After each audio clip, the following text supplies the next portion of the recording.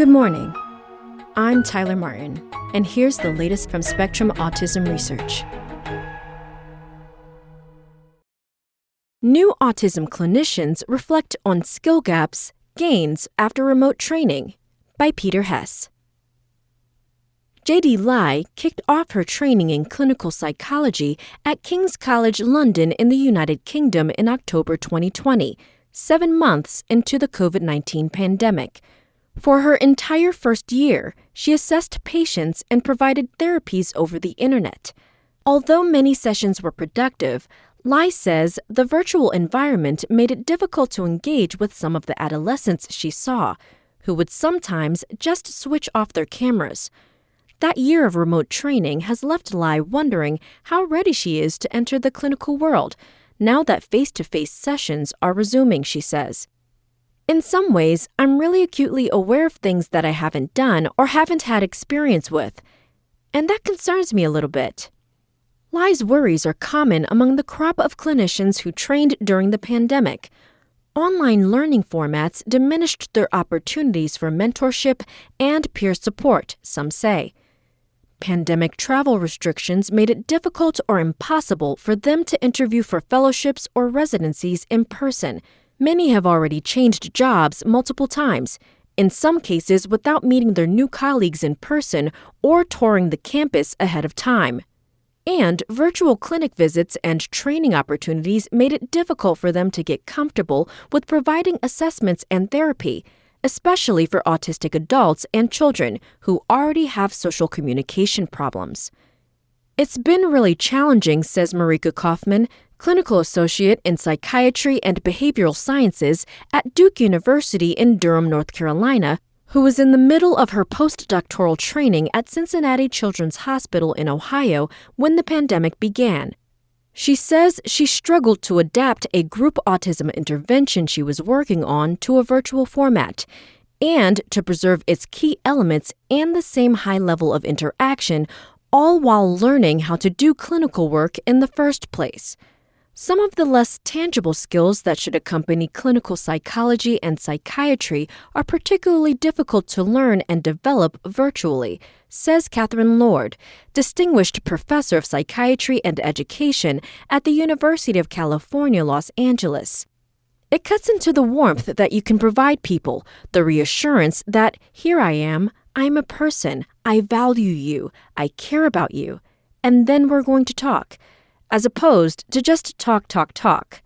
In an editorial published in Autism Research in December, Lai, Kaufman, and other trainees offered recommendations on how faculty can support trainees in the remote learning environment, and how trainees can advocate for themselves should future lockdowns arise and some remote instruction stay the norm. Among their suggestions, trainees should create systems of accountability with their peers, such as groups that meet regularly to share writing goals, whether they've met them, and if not, why not? And faculty members should seek new ways to provide mentorship and networking opportunities, including making virtual introductions between trainees and potential collaborators. Clinical experiences have looked different, but we have been able to create new, interesting opportunities in the midst of that, says Rebecca Schaefer, Associate Professor of Pediatrics at Cincinnati Children's Hospital, who was Kaufman's mentor for the first 5 months of the pandemic. Mentors have had to take a more active role in checking on trainees to see how they are doing emotionally and managing life outside of work. I always cared about these things, she says, but it has taken more of a central role in mentorship over the last 2 years. Some telehealth is bound to stay. Growing evidence indicates that it can work.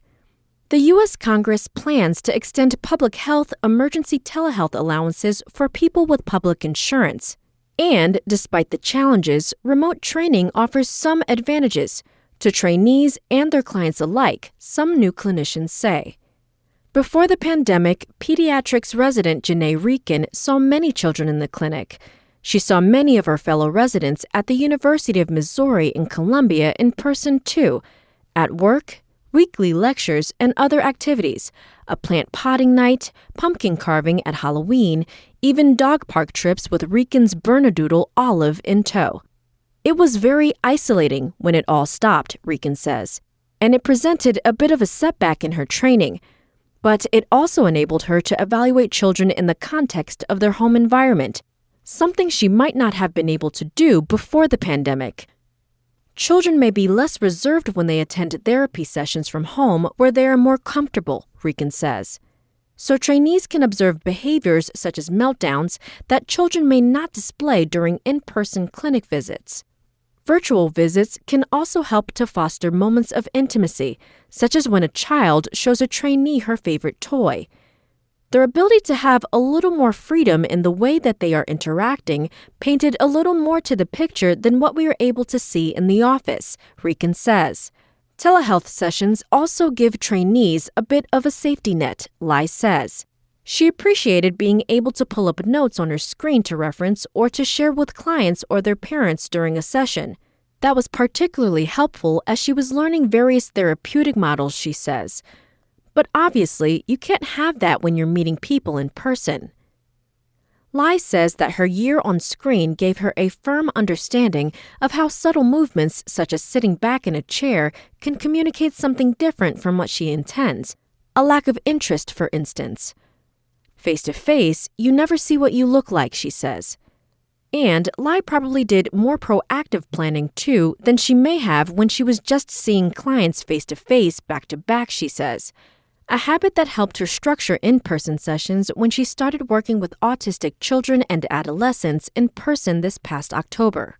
At first, Lai did not trust her own abilities, she says, having missed out on the opportunities normally afforded clinical trainees, such as shadowing more experienced clinicians and getting hands-on experience conducting assessments. Her supervisors were surprised that a second-year clinical trainee had never been in the room with a patient before, but they helped her get acclimated by building in plenty of check-ins and observing her while she worked without any notes in front of her on a screen. It took a bit more confidence building to let go of the somewhat unhelpful safety things you develop for yourself when you're working online, she says. It's still a bit of a struggle now. Over the past 5 months, though, Lai says she has been honing the clinical skills that mattered less online. She is learning how to navigate social customs, how to read body language, how to catch parents informally after a visit with their child just to chat. That's all for today. Check back on Friday for more content from Spectrum Autism Research, or go to spectrumnews.org.